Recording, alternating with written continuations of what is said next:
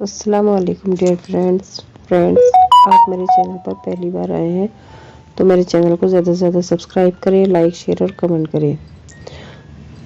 दक्षिण भारत के गुंटूर ज़िले के गलीपांडु नामक कस्बे में एक सामान्य गृहस्थ के घर में तेनालीराम का जन्म हुआ था। उनके माता पिता धार्मिक प्रवृत्ति के थे, जिसके कारण उन्होंने अपने पुत्र का नाम रामलिंगम रखा। पिता की मृत्यु के बाद उसकी माँ उसे अपने भाई के पास तेनाली नामक कस्बे में ले गई। तब किसी ने भी ये ना सोचा था कि इसी नाम से तेनालीराम ऐसी ख्याति अर्जित करेगा कि सदियों तक लोग उसकी बुद्धि, न्यायप्रियता, हाजिर जवाबी की कहानियां सुनाते रहेंगे। अपनी कुशाग्र बुद्धि और मिलनसारिता के कारण तेनालीराम सभी के आकर्षण का केंद्र बन गया था। उसकी बुद्धि बल को लेकर इतनी किंवदंतियां है जिनसे लगता है कि तेनालीराम जैसा कुशाग्र व्यक्ति दक्षिण भारत में कोई विरला ही होगा। तेनालीराम के किस्से आज भी प्रासंगिक है। जब तेनालीराम ने बताया कि हम चाहें तो मरे चूहे से भी कर सकते हैं व्यापार, महाराज कृष्णदेव राय अपने राज दरबार के सभी सभासदों को विशेष महत्व देते थे, किंतु फिर भी सभासदों को प्राय ऐसा लगता करता था कि महाराज तेनालीराम पर अधिक कृपालु हैं और उसे ऐसा मौका दे दिया करते थे कि वह शेष सभी सभासदों पर भारी पड़ता है। इसलिए आम सभी सभासद ऐसे अवसरों की तलाश में रहते थे जब तेनालीराम का मजाक उड़ाया जा सके। एक दिन दरबार लगा हुआ था। आम दिनों की तरह ही कार्यवाही चल रही थी। तभी महाराज ने एक अजीब सी गंध उठती महसूस की। उन्होंने सभासदों से पूछा, क्या उन्हें कोई दुर्गंध महसूस हो रही है?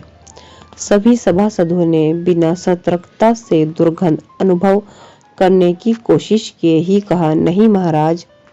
लेकिन तेनालीराम आसपास की हवा महसूस करता हुआ बोला, हाँ महाराज, ऐसी गंध मरे चूहे के शरीर में सड़न उत्पन्न होने के कारण पैदा होती है। लगता है कहीं आसपास कोई चूहा मरा पड़ा है। महाराज ने सेवकों से अविलंब चूहे की खोज करने के लिए कहा। थोड़ी ही देर में एक सेवक ने मरा चूहा ढूंढ निकाला और उसे लेकर महाराज के पास चला गया। महाराज सेवक पर नाराज हो गए। उन्होंने कहा, ठीक है, तुमने इसे खोज निकाला, मगर इसे यहाँ लाने की आवश्यकता क्या थी? कहीं फेंक आते, फिर मुझे आकर सूचना दे देते। मैं इस चूहे का क्या करूँगा? सेवक डर से थरथर कांपने लगा। तभी एक दरबारी ने कहा, महाराज, आप चाहें तो चूहा इस दरबार के सबसे विद्वान सभासद तेनालीराम को भेंट कर सकते हैं। आपने उसे तरह तरह के उपहार दिए हैं, आज मरा चूहा ही सही। दरबार की बात पर सभासद ही करने लगे। बोलने वाला सभासद इस दरबार में मस्खरा माना जाता था, इसलिए महाराज ने उसकी बातें अनसुनी कर दी। मगर तेनालीराम इस सभासद की बातों में छुपे कटाक्ष से तिलमिला गया और तत्काल अपनी प्रतिक्रिया व्यक्त करते हुए कहा, माननीय सभासद, यदि महाराज ने मुझे यह चूहा उपहार में दिया तो मैं इसे आदर के साथ ग्रहण करूंगा। ऐसे भी चूहा विकल्पों का प्रतीक है। भगवान गणपति का वाहन ऐसे ही नहीं बन गया है। महाराज तेनालीराम के प्रतिवाद पर मुस्कुरा उठे और बोले, मरे चूहे का तुम क्या करोगे? यदि आपने मुझे छुआ भेंट किया तब मैं यह समझूंगा कि आप मेरी बुद्धि की परीक्षा लेना चाहते हैं और यह परीक्षा देने के लिए मैं इस चूहे से व्यापार करूंगा। महाराज तेनालीराम ने कहा, मरे चूहे से व्यापार, यह तुम कैसे कर सकते हो? तेनालीराम महाराज ने पूछा। महाराज, संसार की प्रत्येक वस्तु का कोई ना कोई उपयोग है, कुछ भी व्यर्थ नहीं। मैं इस मरे चूहे को किसी सपेरे को बेच आऊंगा और उससे गुड़ खरीद लूंगा। गर्मी का मौसम है, मैं गुड़ को पानी में मिलाकर मीठा पानी बेचूंगा।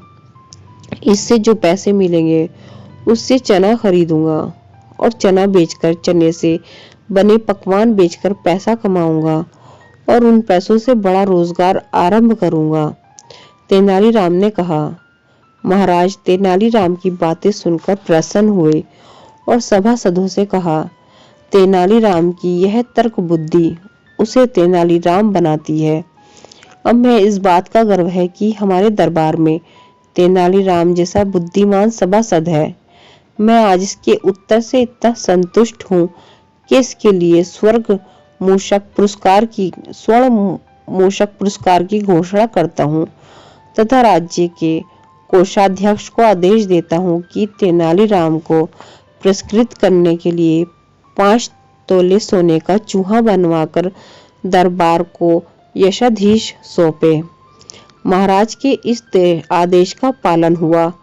उस दिन दरबार में महाराज ने तेनालीराम को सोने का चूहा पुरस्कार में देकर उसे अपने गले से लगा लिया।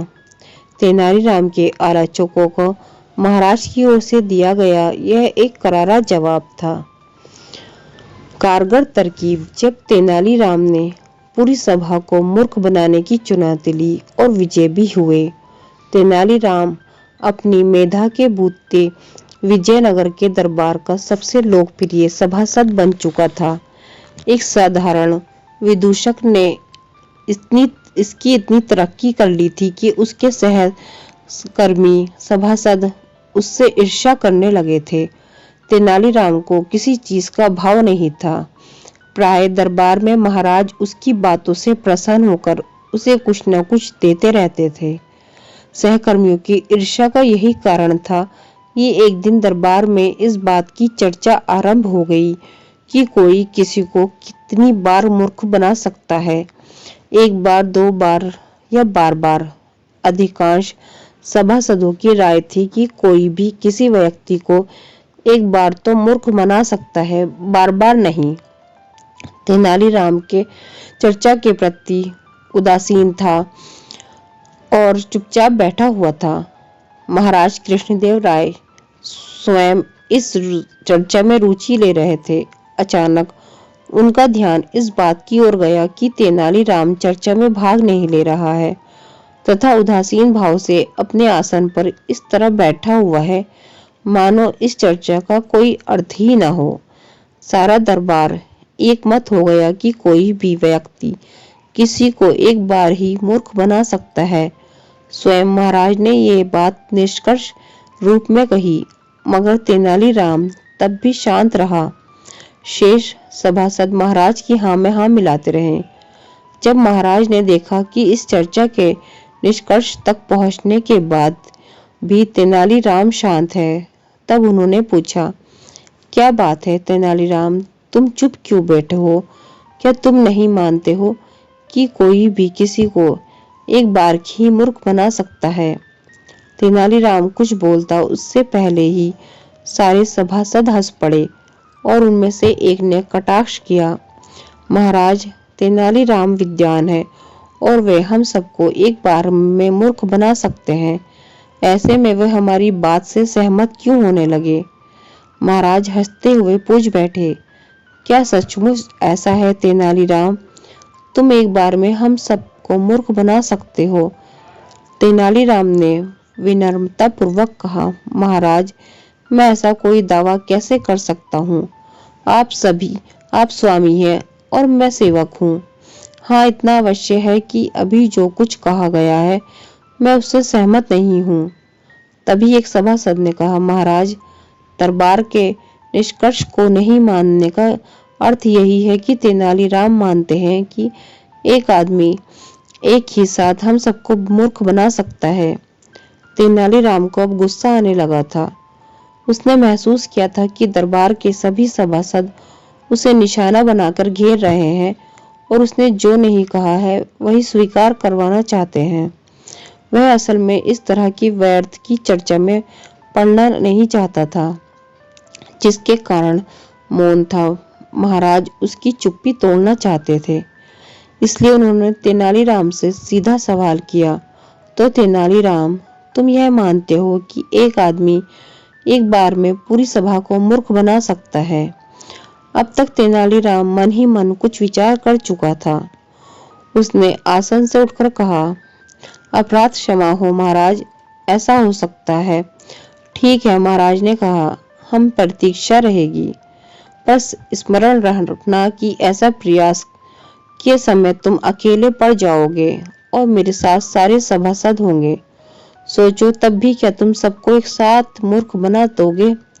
जी हाँ महाराज, विनम्रता से तेनालीराम ने कहा। सारे सभासद इस उत्तर से सन्न रह गए। उन्हें लगा कि महाराज इससे अवश्य नाराज होंगे। तेनालीराम की अब खैर नहीं। दूसरी तरफ महाराज सोच रहे थे कि तेनालीराम में विशेष योग्यताएं हैं।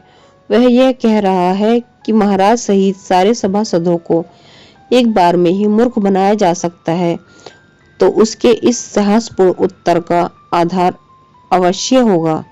यह देखना रोचक होगा कि किस प्रकार का वह एक साथ सभी सभासदों को मूर्ख बनाता है। उस दिन बात आई गई हो गई। दूसरे दिन से महाराज के दरबार में सामान्य दिनों की तरह कामकाज होने लगा। सभासद और महाराज उस बात को भूल गए। एक दिन तेनालीराम अपनी खाट झाड़ रहा था। खाट झाड़ने पर कुछ खटमल गिरे।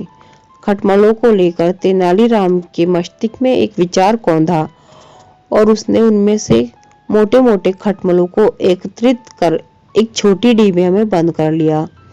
रसोई से एक छोटी खरल मूसली और एक छोटी चिमटी उठा लाया।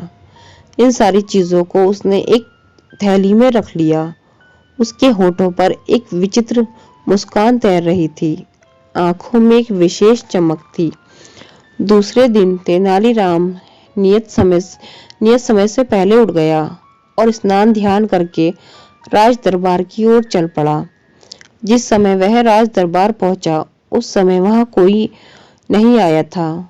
उसने थैली से डिबिया निकाली और उसमें रखे खटमल महाराज के आसन पर उलट दिए। डिबिया खाली हो गई। वह अपने आसन पर जा बैठा। धीरे धीरे दरबार भरने लगा। महाराज आए तो सभा की कार्रवाई शुरू हो गई। कार्रवाई अभी थोड़ी देर ही चली थी कि महाराज को एक खटमल ने काट लिया। महाराज ने पहलू बदला, थोड़ी राहत महसूस की। फिर खटमल ने उन्हें काट लिया। महाराज बेचैन हो उठे।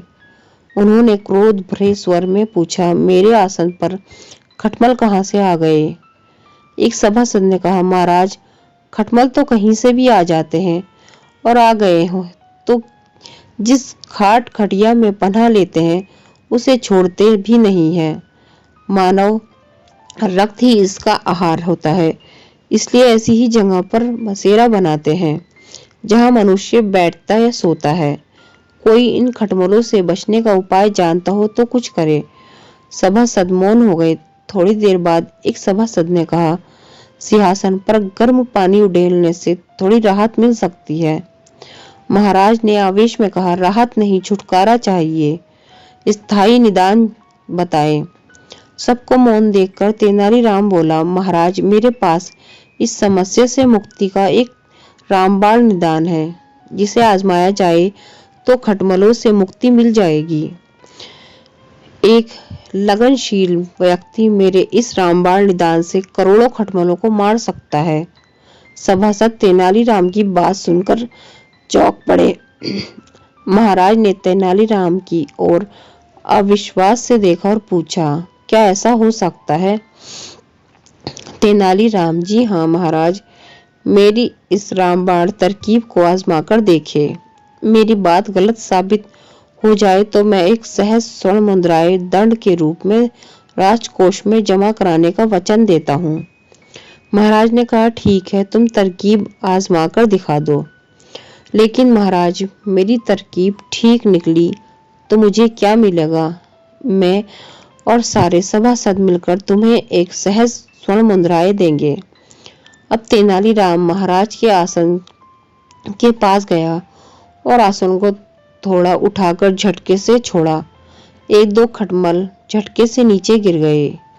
तेनालीराम ने अपनी थैली से चिमटी निकाली और एक खटमल को पकड़कर खरन में डालकर मूसली से कुचल दिया।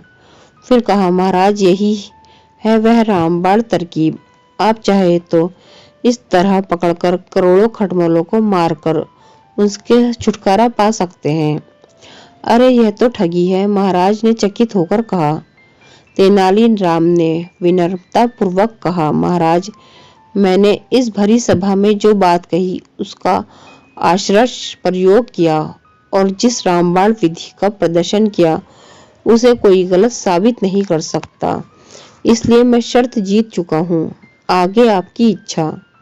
महाराज ने स्वीकार कर लिया कि तेनालीराम शर्त जीत चुका है तथा उसे तत्काल राजकोष से एक सहज स्वर्ण मुद्राएं देने का निर्देश देते हुए उन्होंने राज्य कोषागार के प्रधान से कहा, सभासदों के मासिक वेतन से इसकी आधी राशि प्राप्त कर ली जाए। सभी सभासदों के वेतन से समान राशि काटी जाए। क्यों? उन्होंने सभासदों की और उनकी सहमति जानने के लिए प्रश्न किया। सभी सभासदों ने कहा, ठीक है महाराज, हमें स्वीकार है। इसके बाद पुनः अपने आसन से तेनालीराम उठा और ऊंचे स्वर में कहा, महाराज दुष्टता क्षमा करें। कुछ दिन पूर्व इसी सभा में मुझसे प्रमाणित करने के लिए कहा गया था कि एक आदमी महाराज सहित पूरी सभा को मूर्ख बना सकता है। इसी शर्त का आज मैंने साबित किया है। मुझे इन एक सहज स्वर्ण मुद्राओं की कोई आवश्यकता नहीं है। कृपया अपना निर्देश वापस ले ले। फिर वह महाराज के आसन के पास गया और महाराज से थोड़ी देर के लिए आसन छोड़ने का अनुरोध किया। महाराज समझ गए कि तेनालीराम आसन से खटमलों का सफाया करने के लिए उपस्थित हुआ है। इधर तेनालीराम जानता था कि खटमल थोड़ी देर पहले ही आसन में छोड़े गए हैं, इसलिए अभी वे अपने छुपने का स्थान नहीं बना पाए होंगे। उसने आसन पटक पटक कर खटमलों को उससे निकाला और उन्हें कुचलकर मार डाला। महाराज कृष्णदेव राय ने भरी सभा में तेनालीराम की मानसिक क्षमता की सराहना की और एक बार फिर सभी सभासदों पर भारी पड़ गया। फ्रेंड्स, आपको मेरी कहानी पसंद आई है तो मेरे चैनल को ज़्यादा से ज़्यादा सब्सक्राइब करें, लाइक, शेयर और कमेंट करें। शुक्रिया। अल्लाह हाफिज़।